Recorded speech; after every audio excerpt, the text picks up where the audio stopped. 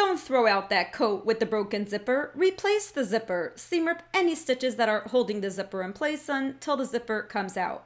Your new zipper must be a separating zipper. It needs to separate at the bottom to get that coat properly on and off. At the top, fold behind the excess zipper ribbon, which is above the zipper head, and pin it behind.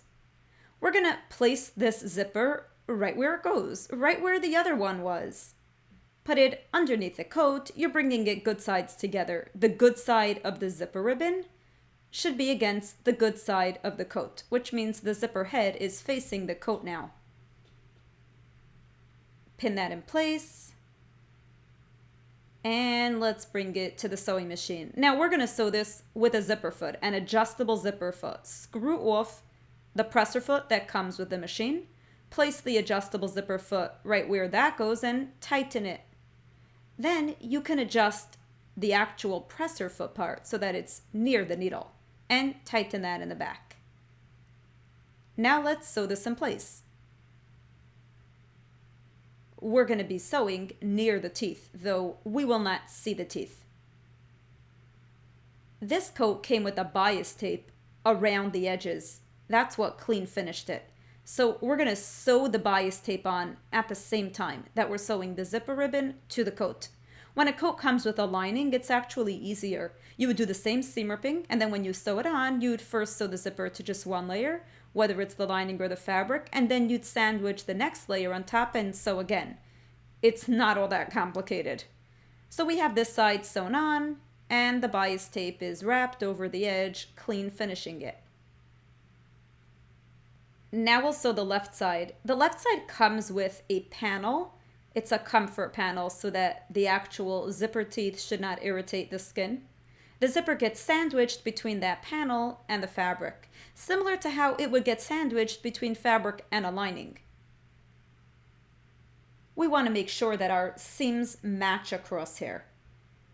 There's a seam going across that coat where we had two different fabrics meeting, and we want them matching across. We don't want on one side of the zipper it should be higher or lower than the other side. So pin everything in place so that it looks nice and smooth, and it just looks like it's in the right place. Our zipper is sandwiched between that panel for comfort and the coat itself, and we're sewing it on. That's all sewn on, but the edge is not clean finished. We're going to put the bias tape that the coat came with originally over that edge to clean finish it.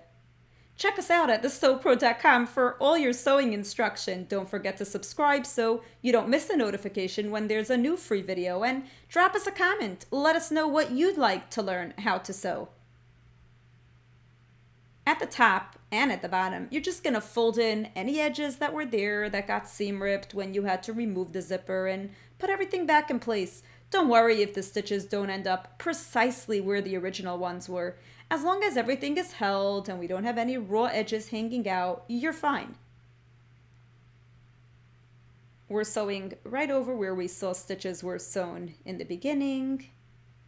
Our zipper is sandwiched over there, and now on the wrong side, we're holding the flapping edge of the bias tape down to the coat.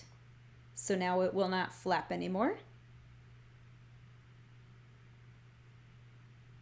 And it looks like that side is done. Now let's do the left side.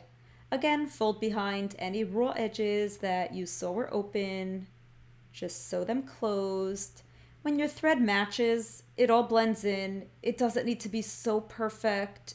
You won't be able to tell that the coat didn't come with these stitches originally. We're getting really close to the end here. It looks like we have a new zipper. Our coat is functioning once more. What a pity it would be to throw out a coat for just the zipper. Give a press to steam it over, smooth it out, and your zipper's in. Bundle up and go snow tubing.